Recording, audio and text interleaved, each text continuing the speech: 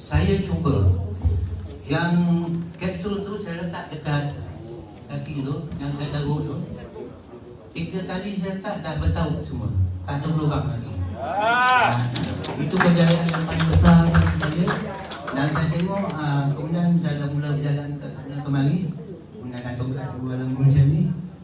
Mula-mula saya terasa diri kita rasa macam terhindar.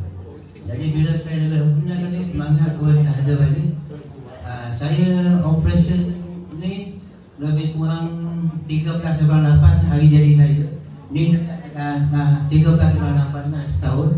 Tapi tak sampai setahun saya kaget, tak sampai setahun saya boleh jalan sendiri. Itu yang paling tu. Terima kasih pada produk ni sebab kapsul ni yang paling bagus, yang paling saya rasa. Sebab apa? Orang tak pernah buat letak kapsul dekat luka. Saya letak 3 kali dah tahu, lubang tu dah tahu. Jadi tak ada lubang, tak ada apa semua. Dan saya boleh jalan, boleh pergi. Kalau tidak macam ni 2 minit tak sampai jatuh sendiri, macam lumpuh kan. Jadi terima kasih kepada adik saya Mas Ida sebab dia perkenalkan benda ni kan.